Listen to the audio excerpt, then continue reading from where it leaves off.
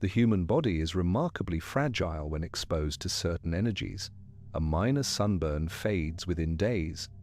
A flash of ionizing radiation leaves no visible mark at first, yet cells begin dying hours later. The skin reddens, blisters form, and hair falls out in patches. Medical textbooks document these injuries with clinical precision. But there exists a subset of radiation burns that appear in no medical journal, cases where the source of exposure remains unidentified and the circumstances defy conventional explanation. These are the burns that follow close encounters with unidentified aerial phenomena, wounds that appear suddenly on otherwise healthy individuals who report seeing craft in the sky. The patterns are consistent across decades and continents. The medical evidence is undeniable, yet the cause remains officially unexplained. In the summer of 1967, a Canadian prospector named Stephen Michalak was exploring an abandoned mine shaft near Falcon Lake in Manitoba. The area was remote, accessible only by foot through dense forest. Michalak had been working alone for several days, searching for silver deposits in the rocky terrain. He was an experienced outdoorsman, methodical in his approach, and he kept detailed notes of his findings. On the morning of the 20th of May, he was chipping away at a quartz vein when he noticed two glowing objects descending from the sky. They were cigar-shaped, pulsing with a reddish hue that seemed to shift as they moved. One of the objects hovered briefly before ascending rapidly and disappearing. The other landed on a flat section of rock about 160 feet from where Michalak stood. He watched it for several minutes, uncertain whether to approach or retreat. The object was approximately 40 feet in diameter, shaped like two saucers pressed together at their rims. Its surface appeared metallic, polished to a mirror finish that reflected the surrounding trees. A brilliant light emanated from openings along its side, so intense that Michalak had to shield his eyes. He heard no sound, no engine noise, no vibration through the ground. The air itself seemed to hum with a frequency he could feel in his chest. After some time, he decided to move closer. He was curious by nature, and this was unlike anything he had ever encountered. As he approached, he noticed a door-like opening on the side of the craft. Warm air flowed from within, carrying a smell he would later describe as sulfur mixed with burned electrical wiring. Michalak called out, thinking perhaps this was some experimental aircraft and that someone inside might respond. He spoke in English first, then tried Polish, German, Italian, French, Ukrainian, and Russian. No one answered. The light from inside remained steady, revealing what appeared to be a maze of small lights or panels arranged in patterns he could not comprehend. He reached out to touch the surface of the craft. The metal was hot, but not unbearably so. It felt smooth, seamless, as though the entire structure had been formed from a single piece of material. Then, without warning, the opening sealed itself. A panel slid across the door, and Michalak stepped back instinctively. The craft began to rotate. As it turned, a grid-like pattern on its underside came into view. The grid consisted of small circular holes arranged in neat rows, each hole emitting heat that Michalak could feel even from several feet away. He raised his hands to protect his face. In that moment, a blast of hot gas or energy erupted from the grid, striking him directly in the chest. The force knocked him backward. He stumbled, clutching at his shirt, which had begun to smolder. The pain was immediate and intense, a burning sensation that spread across his torso. The craft lifted off silently, accelerating upward until it vanished into the clouds. Michalak tore off his shirt and undershirt, both of which were scorched and smoking. His skin beneath was already blistering. He staggered back toward his camp, disoriented and in shock. The burn covered a large area of his chest and abdomen, forming a pattern that mirrored the grid he had seen on the craft. Each circular hole had left a corresponding burn mark on his skin. The pain intensified as he walked, and he began to feel nauseous. By the time he reached the highway, he was vomiting and experiencing severe headaches. A passing motorist drove him to a hospital in Winnipeg, where doctors examined the burns and took photographs. The pattern was unlike anything they had seen. The burns were first degree in some areas, second degree in others, but the distribution was too regular to have been caused by fire or chemical exposure. Medical staff noted that the injuries resembled radiation burns, though the exact type of radiation could not be determined. Michalak's condition worsened over the following weeks. He lost weight rapidly, dropping over 20 pounds. His white blood cell count plummeted, a sign consistent with radiation exposure. He experienced recurring nausea, dizziness, and severe headaches. The burn pattern remained visible for months, fading slowly but never disappearing entirely. Investigators from the Royal Canadian Mounted Police, the Canadian Department of National Defence, and the United States Air Force visited the site. They found a circular area of scorched earth and moss where the craft had reportedly landed. Soil samples revealed elevated levels of radiation, though official reports downplayed the findings. The case was eventually classified as unexplained. Michalak maintained his account for the rest of his life. He never sought fame or financial gain. In fact, the incident cost him months of work and left him with lasting health problems. Skeptics suggested he had fabricated the story or that the burns were self-inflicted. Yet no credible explanation emerged for how he could have created such precise burn patterns or induced radiation sickness without access to radioactive materials. The medical evidence supported his claims. The physical evidence at the site supported his claims, but the official stance remained one of ambiguity. Across the Atlantic, another case was unfolding that would mirror Michalak's experience in disturbing ways. On the night of the 29th of December, 1980, a series of strange lights appeared over Rendlesham Forest in Suffolk, England. The forest bordered RAF Woodbridge, a base leased to the United States Air Force during the Cold War. Security personnel reported seeing a glowing object maneuvering between the trees, descending toward the ground in a controlled manner. 2 airmen, John Burroughs and Jim Peniston, were dispatched to investigate. They expected to find a downed aircraft or perhaps the remnants of a meteor. What they encountered defied their expectations. As they approached the light source, they saw a triangular craft resting on 3 leg-like supports. The surface was smooth, dark, and covered with symbols that resembled hieroglyphs. Peniston reached out and touched the craft. It felt warm, like glass left in the sun. He later described a flood of binary code streaming into his mind, visions of numbers and sequences that he frantically wrote down in his notebook.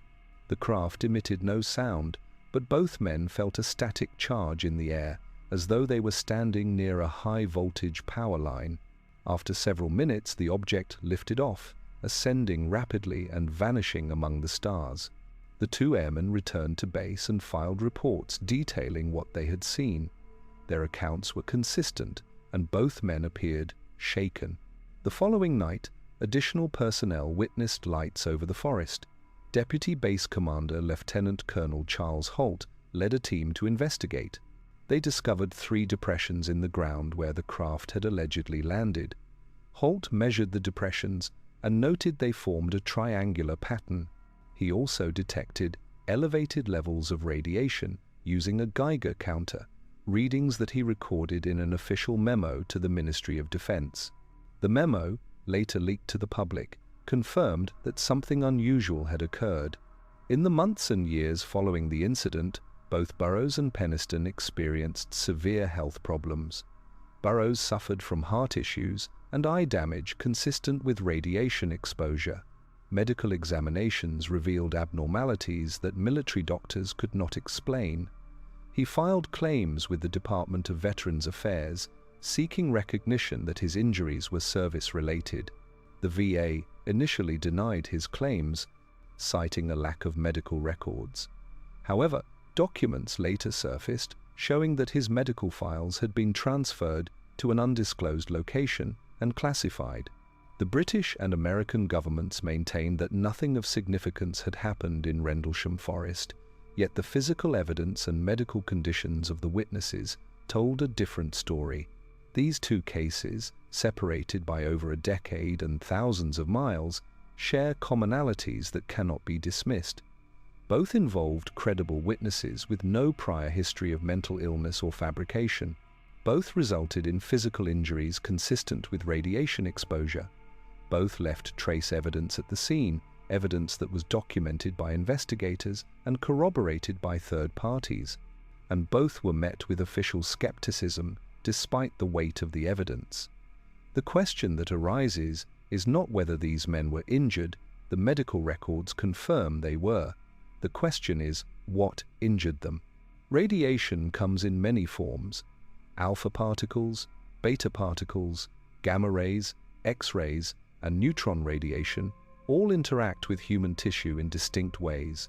Alpha particles cannot penetrate skin, but are lethal if ingested or inhaled. Beta particles can cause surface burns. Gamma rays and X-rays penetrate deeply, damaging internal organs. Neutron radiation, often associated with nuclear reactions, can induce secondary radioactivity in exposed materials. Each type leaves a signature, a pattern of injury that trained medical personnel can identify. The burns suffered by Michalak and the illnesses experienced by Burroughs do not fit neatly into any single category.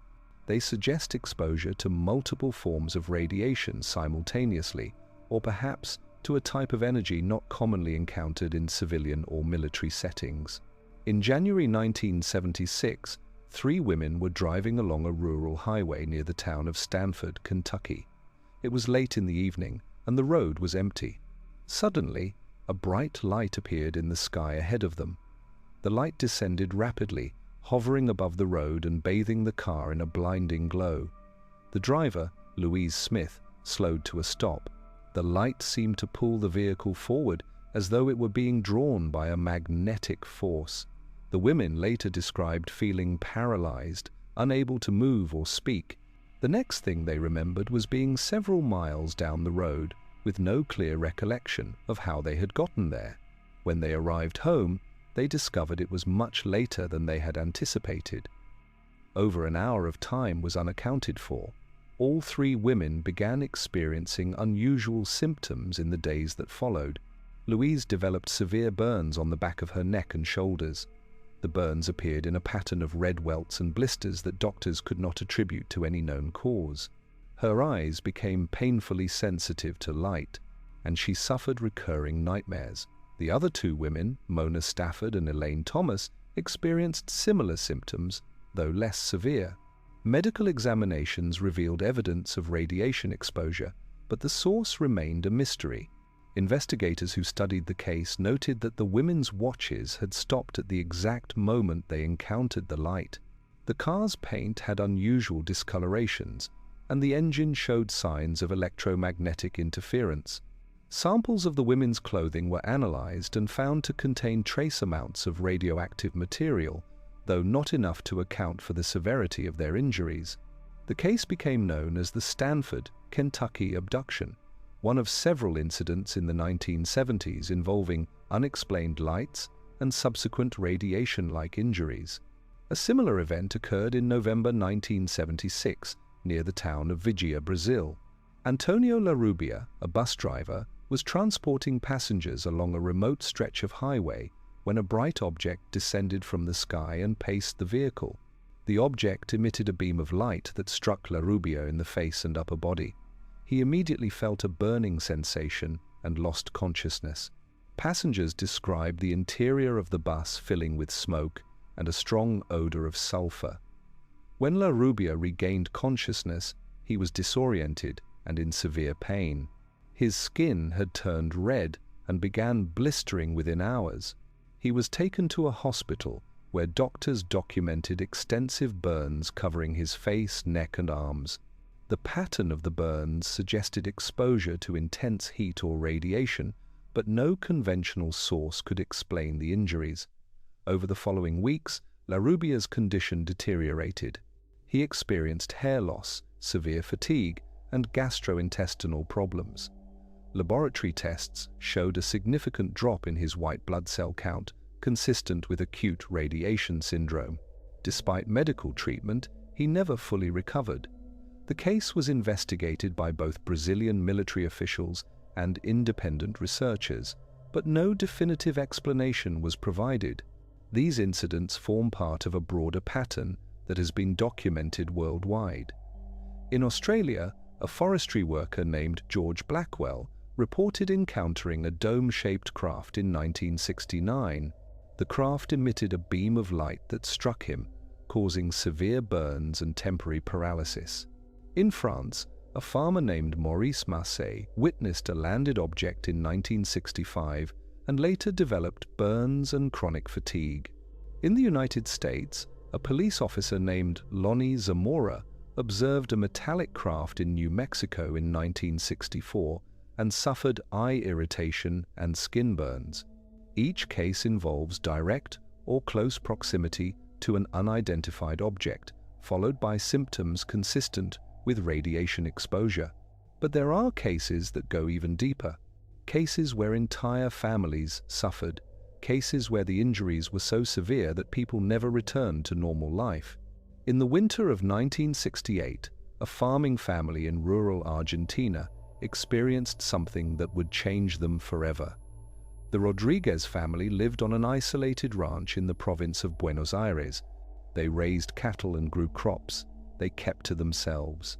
On the night of the 14th of February, the father, Miguel Rodriguez, was checking on the livestock when he saw strange lights moving across the fields. The lights were low to the ground. They moved in patterns that made no sense. They would stop suddenly, then dart in another direction. Miguel watched them for several minutes before deciding to investigate. He walked toward the lights with a flashlight in hand. As he got closer, he saw that the lights were coming from an object resting in one of his fields. The object was oval-shaped, about 30 feet long. It glowed with a soft blue-white light. Miguel called out. No one answered. He moved closer still. That's when the object began to hum. The sound was low at first, then it grew louder. Miguel felt the ground vibrate beneath his feet. A door opened on the side of the craft. Light poured out. Miguel shielded his eyes. He saw figures moving inside. They were small, maybe 4 feet tall. They wore what looked like tight-fitting suits. Their heads were large and rounded. Miguel froze. He didn't know what to do. One of the figures turned toward him. It raised something in its hand, a device of some kind. Before Miguel could react, a beam of light shot out from the device. It hit him in the chest and stomach. The pain was instant. Like being branded with hot iron, Miguel screamed and fell backward. The beam cut off. The door closed. The craft lifted off without a sound. It shot up into the night sky and was gone in seconds. Miguel lay on the ground, gasping. His chest felt like it was on fire. His wife and children found him 20 minutes later. He was barely conscious. His shirt was burned away. His skin was covered in angry red marks. They rushed him to a hospital in the nearest town. Doctors were shocked by what they saw. The burns covered most of his chest and abdomen. They were deep. Some areas showed third-degree damage. But the pattern was what confused them most. The burns formed distinct lines and geometric shapes, like someone had drawn on his skin with a laser. The doctors had no explanation. They treated the burns as best they could, but Miguel's condition got worse over the next few days. He developed a high fever. His white blood cell count dropped. He became weak and couldn't keep food down. Tests showed signs of radiation poisoning, but the doctors couldn't understand how he had been exposed. Miguel's wife told the doctors about the object in the field. They didn't believe her at first, but when investigators went to the ranch, they found evidence. The grass in the field where the object had landed was dead. It formed a perfect oval shape. Soil samples showed high levels of an unknown isotope, something that shouldn't have been there. The case made local news, but national media ignored it. The government sent no one to investigate. Miguel spent 3 months in the hospital. He survived, but he was never the same. The burns left scars that covered his torso. He suffered from chronic pain. His immune system was damaged. He got sick easily. He couldn't work the ranch anymore. His family struggled financially. Years later, Miguel agreed to an interview with a researcher studying UFO cases. He described the figures he had seen, the device they used, the beam of light that burned him. He showed his scars to the camera. The pattern was still visible. Even after all those years, the researcher asked him if he ever regretted going toward the object. Miguel said no. He said he needed to know what it was, but he warned others not to make the same mistake. He said these objects are dangerous. They can hurt you, maybe even kill you, and no one will help you afterward. The medical community remains divided on how to interpret these injuries. Some physicians argue that the symptoms are psychosomatic, the result of extreme stress or trauma. Others point to the physical evidence, the documented burns, the changes in blood chemistry, the presence of radioactive traces, and conclude that the injuries are real and caused by an external source. The challenge lies in identifying that source. Radiation detectors do not routinely find dangerous levels at encounter sites. When they do, the readings are often inconsistent, suggesting brief or localized exposure. This has led some researchers to propose that the energy emitted by these objects is not conventional radiation, but something else entirely. Symptoms are psychosomatic, the result of extreme stress or trauma. Others point to the physical evidence, the documented burns, the changes in blood chemistry, the presence of radioactive traces, and conclude that the injuries are real and caused by an external source. The challenge lies in identifying that source. Radiation detectors do not routinely find dangerous levels at encounter sites. When they do, the readings are often inconsistent, suggesting brief or localized exposure. This has led some researchers to propose that the energy emitted by these objects is not conventional radiation, but something else entirely. One theory suggests that the craft generate intense electromagnetic fields as a byproduct of their propulsion systems. Such fields could ionize the air, creating plasma that would appear as glowing light. Exposure to high-intensity electromagnetic radiation can cause burns and neurological symptoms, effects that align with many witness accounts. However, this does not explain the presence of radioactive isotopes or the patterns of injury that resemble neutron or gamma radiation. Another theory posits that the objects emit directed energy beams, perhaps as a defensive measure when approached. These beams could be tuned to specific frequencies, causing varying types of tissue damage depending on the intensity and duration of exposure. Military interest in these cases has been documented but rarely publicized. Declassified documents from the 1950s and 1960s reveal that both American and Soviet scientists studied reports of UFO encounters involving physical effects. Project Blue Book, the United States Air Force's official investigation into unidentified flying objects, included files on cases where witnesses reported burns or illnesses. While the majority of these cases were attributed to misidentifications or natural phenomena, a small percentage remained unexplained. Internal memos indicate that medical consultants were brought in to evaluate the injuries, and their findings often supported the witnesses' claims. In one such case from 1957, a forest fire lookout named Olden Moore reported seeing a hovering object near his station in California. The object emitted a beam of light that swept across the area. Moore experienced immediate pain and developed burns on exposed skin. He was hospitalized and treated for what doctors described as unusual burns that did not conform to typical fire or chemical exposure. Air Force investigators visited the site and collected soil samples, which showed traces of radioactive material. The case file was eventually classified and no further information was released to the public. The Soviet Union conducted similar investigations. Reports from the 1960s describe encounters in Siberia and Central Asia, where military personnel observed unidentified objects and later exhibited symptoms of radiation poisoning. In one incident, a group of soldiers stationed at a remote radar installation reported seeing a glowing sphere descend near their base.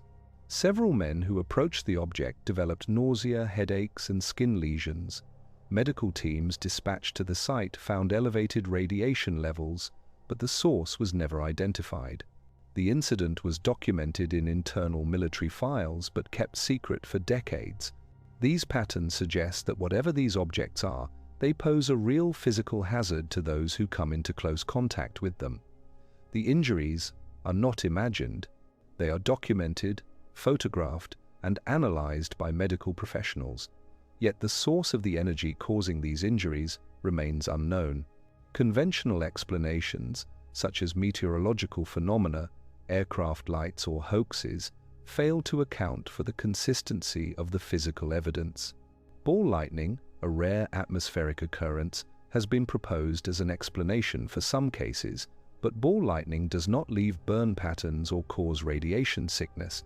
Plasma events can produce light and heat, but they are short-lived and do not exhibit the controlled movements described by witnesses.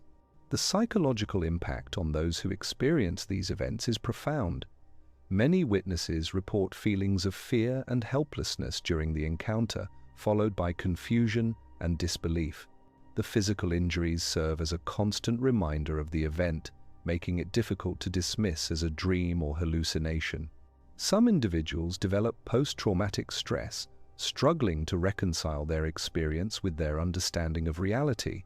Others become obsessed with finding answers, dedicating years to researching similar cases and seeking validation from the scientific community. Stephen Michalak spent the remainder of his life dealing with the aftermath of his encounter. He underwent multiple medical examinations and participated in numerous investigations. The burn pattern on his chest faded but never disappeared entirely, a permanent mark that he carried as evidence of what he had witnessed. He faced ridicule from skeptics and indifference from officials. Yet he never wavered in his account. He knew what he had seen, and he knew what had been done to him.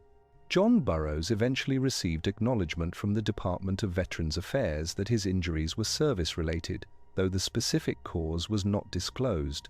The documents supporting his claim remain partially classified. He continues to advocate for transparency regarding the Rendlesham Forest incident and the medical effects experienced by witnesses. His health issues persist, and he remains convinced that his exposure to the object in the forest caused lasting damage.